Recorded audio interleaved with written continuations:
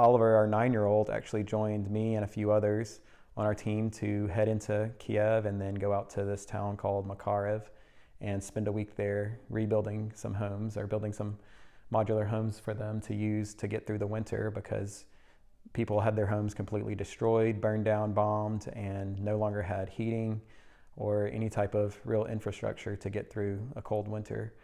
So we took the 4-hour drive across Poland, the 12-hour train ride, and then another hour drive to get to Makariv.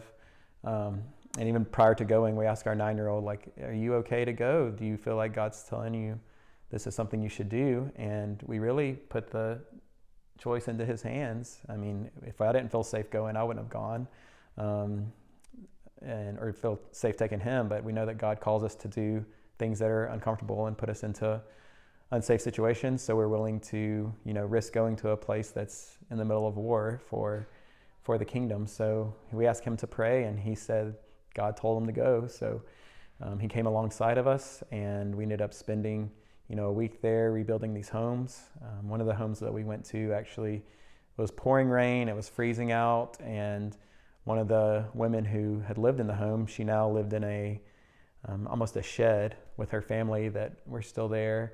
But they did have sort of a stove that they had built to cook and to heat their little shed with, and they invited him in for just some snacks and a drink, some tea.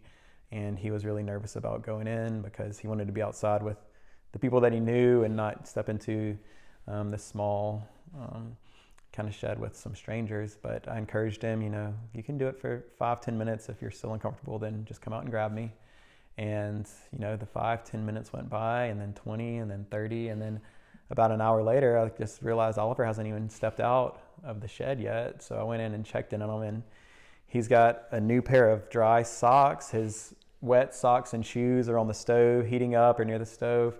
They've made him, his snacks and his drinks, and they're just treating him like a little king. And of course, they can't communicate very well at all. They don't speak any English. He doesn't speak any Ukrainian, but just in the little bit of, communicating that they can do that's nonverbal, he could really feel the love and the value that they had for him, that he would come all the way from America through Poland to Ukraine to spend time putting together these homes for these Ukrainians to live over the summer. And he was the hardest worker, the least complaining that we had on our team. He built fires for us and kept us warm. He joined in the building. It's one of those things where, of course, he's 9. It doesn't go as fast as if we had an adult, but he's learning, what it looks like to serve other people and to give of your time and to give of your resources, to really value and show love in a very tangible and specific way. And even though we can't communicate and tell people, this is God that's doing this through us, they can see just through our actions that we do love and value them, that we would come